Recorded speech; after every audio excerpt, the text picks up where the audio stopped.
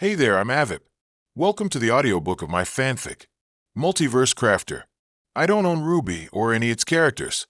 This is a non-profit fan project made just for fun and shared for free. All rights belong to their original creators. Before we start, I want to let you know that since I'm not fluent in speaking English yet, the narration is AI generated. I hope you still enjoy the story and the world I've created. Thanks for listening. Chapter 8. Lunch and Ink. Point of view. Jaune Arc. My training with Pira wasn't as productive as with Port. After all, I accumulated almost 11 hours of continuous mental stress and had a headache due to exhaustion. In the end, she only managed to teach me how to hold the shield correctly and not as if it were an umbrella without a handle. This had to be the first time Pira made a joke with me. Wednesday, Thursday, and Friday were less extreme days. In the morning before classes, I would meet with Port using my speeder bike so I could already practice a bit with it. We did 2 hours of intense training, which was brutal and, according to the professor, harmful to the body if you weren't an aura user, as aura could heal muscle strains and bone fractures instantly with his semblance's help. After the physical training, it was time for classes. On Wednesday, I was publicly beaten for the first time by Carden Winchester because, of course, it had to be him. In the afternoon, I studied with my team, followed by more aura training with Glinda or combat training with Pira if it was Tuesday or Thursday. Nora applauded my effort to stop being a featherweight weakling chicken.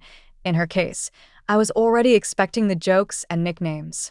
On Saturday, my team was hoping for me to take it easy, but I scheduled a supervised combat training session with Professor Port. Pira was an excellent fighter, but she didn't have a background as a teacher. Practicing the basics that Pira taught me under the supervision of the veteran professor was to make sure I wasn't developing any wrong habits from the Mistral champion. Before the training, I thought Port was going to beat me up and rub my face on the ground, make me pay for all the curses of the week, but he stayed on the defensive, waiting for my attacks and correcting my posture. As soon as it was 11 o'clock, Port interrupted the training. "I think you've done enough for today, my young man." "For today?" "Because this week you've worked out, studied, trained aura with Glinda, and had combat training with Miss Nikos." "But I'm still the weakest in the school. Damn it. I'm weaker than a senior in a prep school." "Yes, absolutely. I thought you were going to motivate me to train less." "Mr. Arc," he sighed tiredly. "May I be honest with you, John?" Huh? The first time he called me by my first name, usually he calls me Mr. Arc, young man, or something like that. "You are undoubtedly the weakest student in our school." Ouch. "But in this first week, you have already proven to be one of the best in terms of effort." "Seriously?" I replied incredulously. "Who would have thought? I'm the Rock Lee of the RWBY universe. Do you know how many students, besides you, have trained with me for a whole week? This year or last year?" "Just one, John, since I started teaching at Beacon." "Only one?" Why? "Who is this guy?"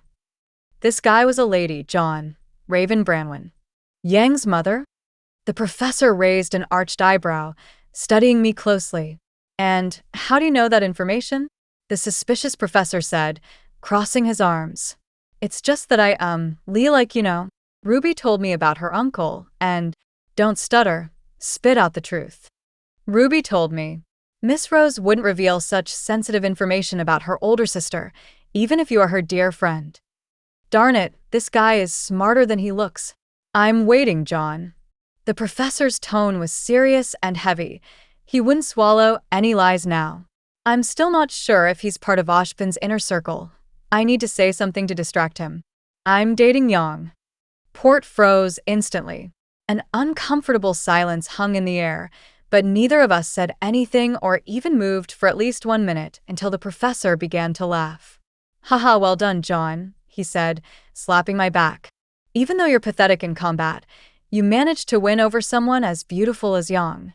You really are a great man." "Phew. To deal with this guy, I just need to remember that in the end, he's just an old man. Keep it up, and you'll have a harem as big as mine." "Repeat that." "Keep it up. The other part. A harem as big as mine? Do you have a harem?" "Of course, my young man."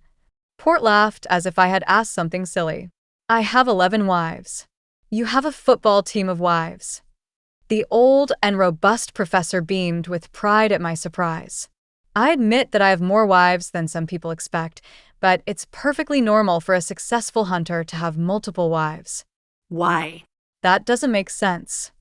For every 5 huntsmen, we have 4 huntresses, but when it comes to civilian fighters without aura, the overwhelming majority are men, and those men, most of them, don't live long. What's the gender ratio in the general population, hunters and civilians? I'd say it's 2.5 women for every man. Damn. But what about the huntresses? Do they have harems too? I'd say the minority of them, as most women prefer a man who is as strong as they are, and although I see the appeal in a strong woman, he turned his back to finish speaking.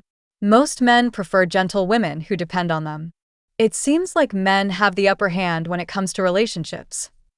It doesn't seem like a good trade-off when you consider that almost 60% of the male population dies before the age of 30, the professor commented. I take back the nonsense I just said. But I'm still intrigued. Why do you have so many women? Is it all about desire or a show of power? Actually, I wanted to have only one wife when I was young, but her older sister became a widow when she was pregnant. My dear Amelia asked me to marry her older sister so that she could enjoy the rights of a huntsman wife. Huntsmen and huntresses have benefits. Many, John. Pensions for mothers, full scholarships for basic and preparatory combat education. Not to mention that their families pay almost no taxes. 6 of my brides were widows I never slept with. And the other 5? A gentleman never boasts about his conquests, my boy. Port said in an indignant tone. But I also admit I'm not made of iron. This guy is a beast. But is it really necessary for the government to make life easier for huntsmen and huntresses? Is it because they are vital to the kingdom? Yes, but also to encourage hunters to have children. If you don't need to spend money on your children, you're more motivated to have a large family. That's quite interesting. It reminds me of those countries in my other life, encouraging the population to have more than 2 children. Now get out of here, and I don't want to hear about your training until Monday. I think the professor is right. I'll take it easy for the rest of this weekend. Maybe treating Team JNPR to lunch will lift their spirits. Point of view. Jaune Arc Weiss. RWBY invited us to a team-building activity, and I have to admit, I was initially impressed with her proactive approach in her leadership role. For a moment, I thought we would have mentoring or at least an informal conversation with some older year teams, but no, what awaited us was just lunch with Team JNPR. Not that building relationships with our neighbors is a bad thing. Networking is essential in the world of business, and as a huntress, it's no different. It's just that I expected something more than, in the middle of the night, exclaimed a female voice, trying to be dramatic. It was daytime, her partner corrected. I expected more than a picnic in the cafeteria. Nora was telling a bizarre story while Ren tried to correct her. Blake was reading 2 books at once while eating a tuna sandwich. Pyrrha and Yang exchanged threatening glances while RWBY explained to John how Valkyrie's weapon worked. In these holes, you put the grenades, RWBY explained, holding Nora Valkyrie's weapon. Neat. Groaned the buffoon with his mouth full. Is it possible to use the grenades with something other than dust? I have great respect for those seeking knowledge, especially when they go above and beyond, but instead of taking notes, that brute was eating a rib bone as if he were a dog while RWBY explained the weapon details. The weapon's design is simple. I don't see why not. However, you need a minimum amount of dust for the grenade launch. Ahem, Arc grumbled. I have never witnessed such a crude act at the table in my life. He looked like a caveman feasting on his catch. Thank you, RWBY. You're a bad motherfucker when talking about weapons. RWBY clapped her hands as if she were a 10-year-old girl who had just received a pony. When someone uses foul language in our dorm, RWBY makes the offender put 20 lean in the swear jar, but when John speaks, you clap. John continued to devour the meat, tearing it from the bone with his teeth, as if he were a savage, brutish, primitive, robust, manly, virile. What? Calm down, Weiss. He may have gained some muscles this week, but he's still the same dumb, weak, and idiotic blonde as always. That's right, he's the worst student in terms of combat and knowledge, and yet, He gets private lessons from Professor Port and Goodwitch. Who are you, Jaune Arc? At first, I thought he was an opportunist for approaching the smartest and most powerful female students in the first year, but he proved to be just a common fool. It's not a big deal not knowing who Nikos is if you're not a sports fan, reclusive, and don't pay attention to gossip shows. But the Schnee Dust Company is a global company with an almost monopoly on remnants, most important energy source. Not only because of the size of the SDC, but with the White Fan terrorist attacks, not a day goes by without news about the tension or an attack on a dust shipment. A person with that level of ignorance would be close to being diagnosed with some form of intellectual disability. Ouch. That hurts, cried a female voice in pain. Please stop. It was a fauna student with rabbit ears being harassed. Ha, I told you they were real. And Carden Winchester was her aggressor. What a freak. Lately, I've been in a sour mood because of the White Fawn's actions, but that doesn't mean it's appropriate to harass innocent faunas, especially those studying to become huntsmen and huntresses. Atrocious. Pyrrha, as always, the voice of reason. I can't stand people like him. A loud thud echoed through the table, and when we looked to Ruby's side, we saw that John had put his foot on the table while holding Magnhild in its grenade launcher form, pointing it at Winchester. You know, I thought the same thing. Jaune Arc, I exclaimed, standing up. You're not foolish enough to fire a loaded weapon in the cafeteria, are you? Smiling, he replied. Unfortunately, I am. The distance was less than 5 meters, so it's no surprise that the grenade would hit the target dead on. I closed my eyes as John pulled the trigger, expecting an explosion and screams, but what followed was just a muffled and wet sound. What the hell is this? It smells so bad. As I opened my eyes, I was met with an unexpected scene. The grenade exploded directly on target, but it wasn't incendiary or any other dust effect.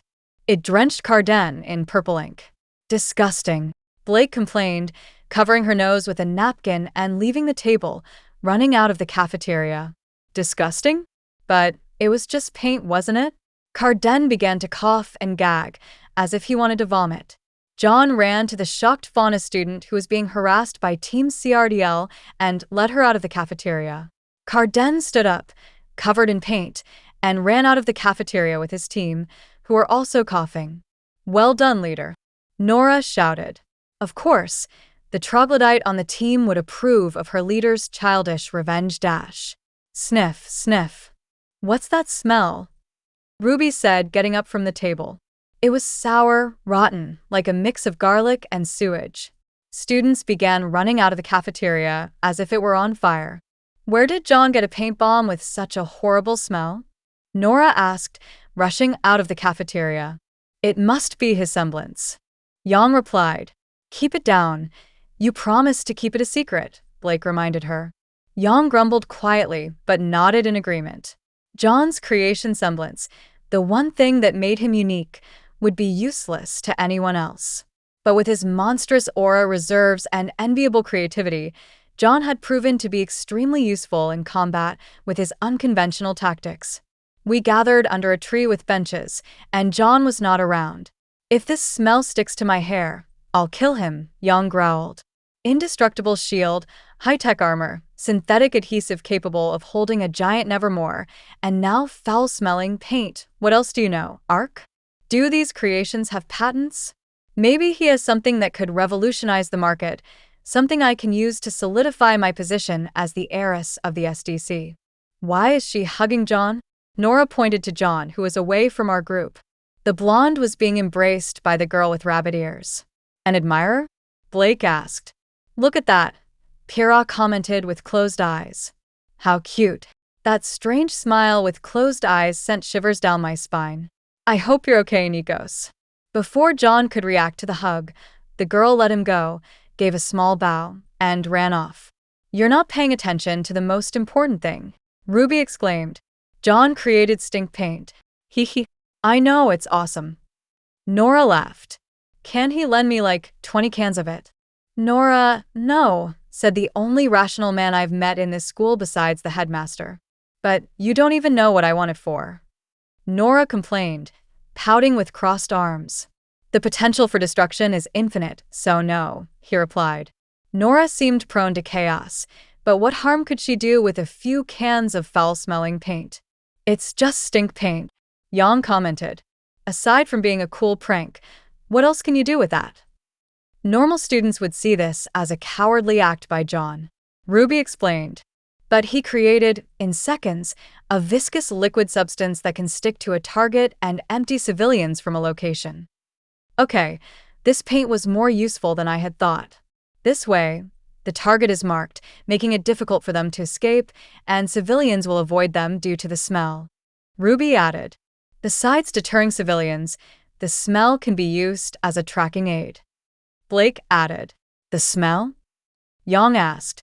Accompanied by trained dogs or a faunus with a keen sense of smell, Jaune could track the person marked by the smell, and the paint would make it difficult for the target to hide among the crowd.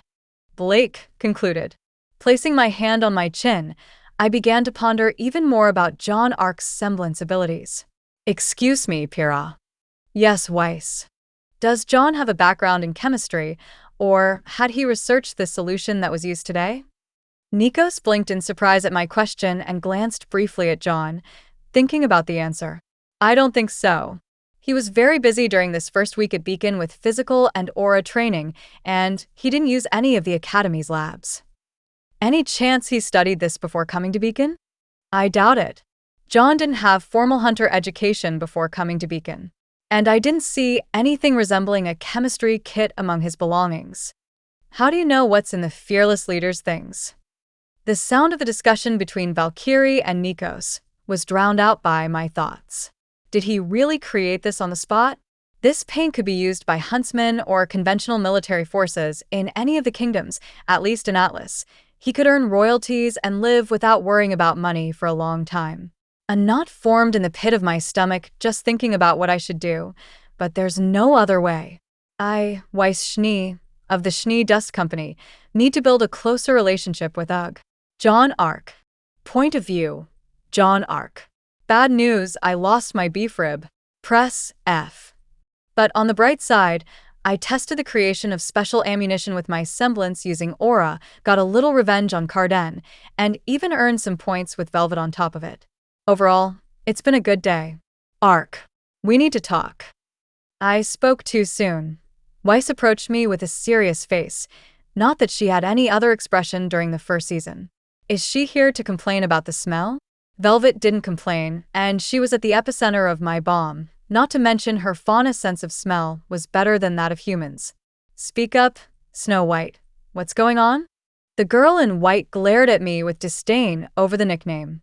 I was never a big fan of Weiss, especially in the early chapters, and I'm not interested in having to make an effort to accelerate her character development. I'll overlook the disrespect. Disrespect? It was just a nickname. I'd like to talk about your semblance. I scratched my chin, thinking about what would happen to the series canon if Weiss had access to my semblance. No, thanks. I replied, turning away from her and heading toward my team. Arc, wait. Ashbin is already sour because I created 2 magical items without his permission. Although there's no efficient way to locate magic users, he said tracking magical items was more plausible. I promised not to make weapons too powerful to attract attention. Jaune Arc, I haven't finished speaking with you. Come back here this instance. There goes my dream of making a Megazord. You're wasting your money, you fool. Money. I stop immediately and spin on my heels. How much? She opens an arrogant smile, as if she were an anime villain about to start a monologue. More money than you've ever seen in your life or will ever have a chance to see. I stop her with my raised hand. Save me the speech. This is a bad idea, and I shouldn't entertain her. I should tell her to go to hell and never ask me about it again. I won't discuss my semblance with you in public. The heiress gives me a victorious smile. I need to keep my semblance a secret, but I also want a Megazord in the near future. And this whole thing about promising Ashbin not to make powerful weapons, a Megazord is a giant robot, not a weapon. They just come with giant swords, laser cannons, and explosives. You know what? Screw what Ashbin wants. He's the last person in this world who can complain that someone lied to him. There's a cafe in the city of Vale, at Legion Spring, frequented by important people who need to conduct discreet business. Sounds like a place frequented by Jeffrey Epstein's friends. Okay, but you're paying. Me. The gentleman should pay in this kind of situation. First of all, Snow Angel, you're the one who wants this date, and second, the gentleman pays when he's in the company of a lady. Ouch. Blake exclaimed from a distance that a human shouldn't be able to hear. Belladonna, you're terrible at hiding your identity. Oh, okay. Weiss stammered, swallowing her anger and indignation. I'll be covering our dinner. You'll regret it, girl. I haven't had a proper lunch, and I'm dying to have some expensive cuts of red meat. Point of view, Weiss Schnee. Perfect. I commented, looking at myself in the mirror. I was wearing one of my white executive suits with a snowflake-shaped pin symbolizing SDC, elegant and perfect for business meetings. My hair was down, giving me a more mature look. Avip note. On my Twitter/X at AvipBr, I made a draw of her with this outfit using AI. Wow, Weiss. Yang exclaimed. You look gorgeous, like you're going to the sexiest business meeting in the world or the dullest sexy date in the world. How can this girl's rudeness and lack of elegance still surprise me? Weiss is going on a sexy date? Ruby asked, taking her eyes off one of her comics. Yes, and with none other than Jaune Arc. Blake replied, suppressing a giggle. May I know what's funny, Belladonna? She shook her head, smiling as she closed the book she was reading.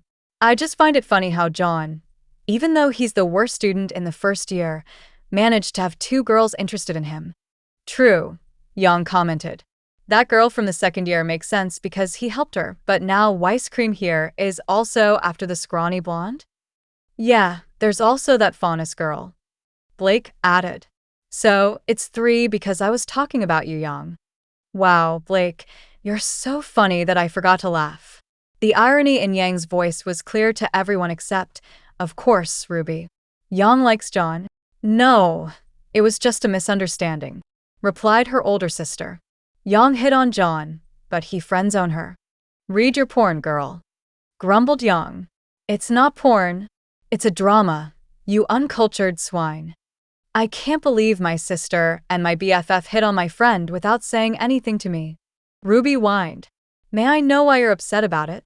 Asked Yang, trying to regain her authority as the older sister. Focus, Weiss. Ignore these gossip mongers.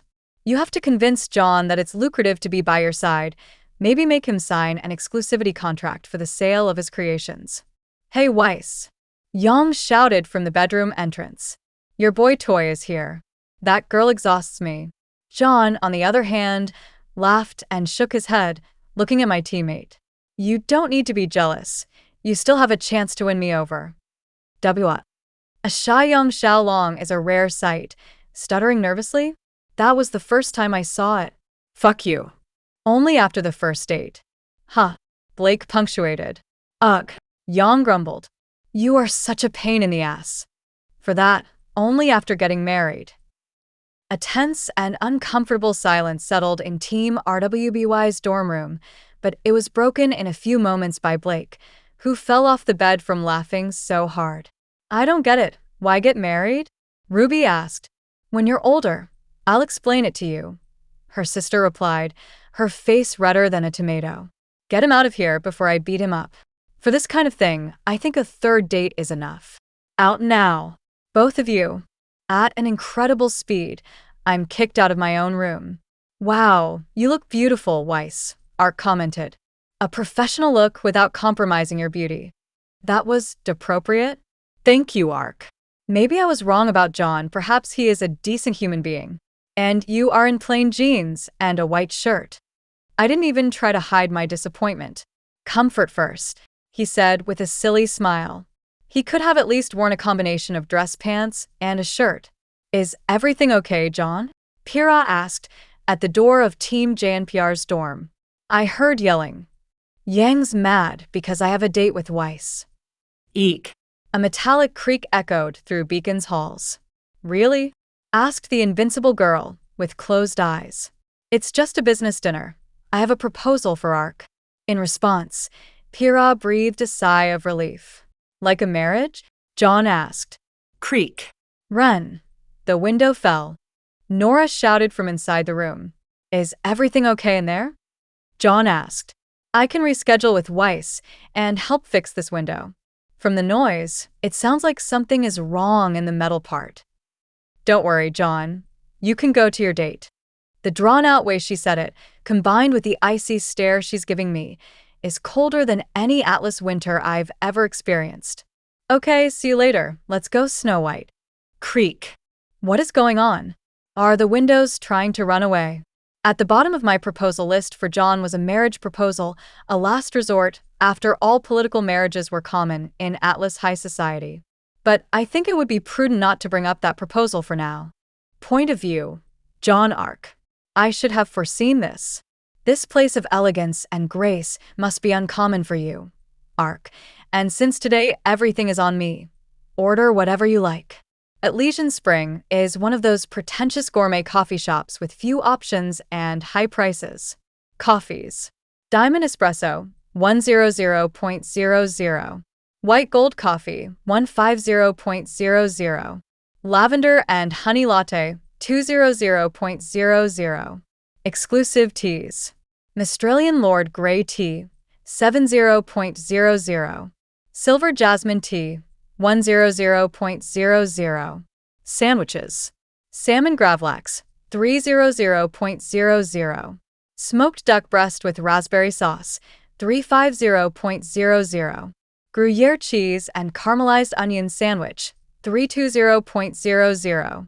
Avocado and hummus, vegan option, 300.00. Delicate sweets. Raspberry and pistachio eclair, 250.00. Vacuum lemon tartlet, 250.00. Non-alcoholic drinks. Infused water, 50.00. Fruit refresh, 100.00. I don't know what's worse, the prices or that there are vegans in this world. On second thought, I remember that 5 lean is equal to $1. The prices are worse. For a drink, I'll have the fruit refresh, and for food, I'll take all the sandwiches and sweets on the menu. The waiter widened his eyes when I placed my order. Are you sure you'll be able to pay the bill, young man? The waiter's tone was snobbish and full of prejudice. But he's right on the assumption. I knew Weiss would bring me to an upscale place, just not this much. I need to buy some better clothes for this kind of occasion. You'd better be careful with your comments, or I'll have to inform the management that the guest of the SDC heiress was mistreated in this establishment. The waiter widened his eyes in fear and turned to Weiss, trying to apologize while stammering. This situation was bizarre. It looked like a Saudi prince had brought a beggar to eat at one of the city's most expensive restaurants. Once the waiter left our private room, I turned to Weiss. My heroine. Don't get me wrong, I did this for the SDC's reputation. Is that so? As shabby as you may look, you are still my guest, and an insult to you is an insult to my name. Weiss finished speaking, crossing her arms and puffing her chest out proudly. Wow. That was a pretty thunderous statement. You know, for someone who wants to discuss business with me, you don't hold back on offending me, do you? Weiss straightened up, staring at me with wide eyes, realizing the mistake she had made. I apologize. That was unprofessional of me. Enough of that, Weiss. I interrupted her before she could start her Shark Tank-style speech. Get straight to the point. The heiress took a deep breath to calm herself and pulled out her scroll. After entering some commands on her device, a holographic screen appeared on our side. I would like to start this meeting by thanking you for your presence. I responded with a fake yawn. Slightly irritated, Weiss continued her presentation. According to your words, you'd like me to skip my initial presentation with SDC data, sectors, and our sales reports from the past few years. Yes, please. I implored dramatically, lying down on the table. Okay, Weiss said, scrolling through 45 slides of sales reports. My ADHD, and I wouldn't have survived this business borefest. What do I need to do to have you? Weiss asked, determinedly hitting the table with her hand. Wow. I exclaimed, impressed. What? The bewildered heiress asked. I was joking about you being interested in me. She arched an eyebrow. staring at me, not understanding anything. But with a statement like that, even I feel embarrassed. Weiss blushed with embarrassment as she realized the full extent of her last statement, but I have to congratulate the white-haired girl. She managed to maintain her composure and didn't even stutter. I want your semblance, your potential, your creations, and everything that comes in the future. Now I get it. Humph. Weiss huffed confidently. I can offer you million-dollar contracts. You could give up the life of a hunter and live comfortably until you die. Money is always good, but there's something more interesting that Weiss can provide me. Do you want details of my creations? For the SDC to study them, right? The girl in white replied by nodding her head affirmatively. Knock knock. Someone had knocked on the door. It must be our order. She was right. The sandwiches were placed on the table within our reach, even though the food was only for me. I grabbed a sandwich and took a bite. It was expensive, but at least it tasted good. What would you say if I had something that could render dust as an energy source useless? The girl in the white suit widened her eyes, shocked by my news. I would say I need evidence. With a silly smile on my face, I replied, NCS on. Multiverse Crafting System. What would you like to do? Magic, 9.3 points. Aura, 100%. I didn't need to speak the commands out loud. MCS, create an arc reactor model. But I liked the drama of speaking aloud in certain situations. Multiverse Crafting System. Which resource would you like to use? Magic Reverse, 9.3 points. Aura Reserve, 100%. MCS, use Aura. A golden mist manifested in my hand as I was drained of 3% of my aura. Weiss stared at my hand without blinking as the piece materialized in my hand. What is this? This is a blazing sphere of unattainable promises. This artifact shines with the sacred fire of innovation and fearlessness. A jewel of ingenuity, it burns with the intense brilliance of colliding stars, a miniature encapsulated sun. But do not be deceived, for its beauty is eclipsed by the grandeur of its utility. I paused for a few seconds just to increase the tension as the piece completed itself. The arc reactor. She swallowed hard as I continued my dramatic presentation. This is the quintessence of energy, a forge where the boundaries of the possible melt away, giving birth to unimaginable power. A symphony of dancing electrons, each one like contained thunder, sings a song of infinite possibilities. It is the engine of worlds, the spark that ignites the fuse of evolution, a beacon of courage in the midst of technological darkness. I don't understand what you're talking about. I'm saying that I can give you a perpetual energy source capable of generating 3 gigajoules per second. My goodness. Looks like she finally understood the magnitude of what I have in my hands. And is that a lot? Maybe not. I hope you enjoyed my work. If you'd like more, check out the links in the video description. Goodbye for now.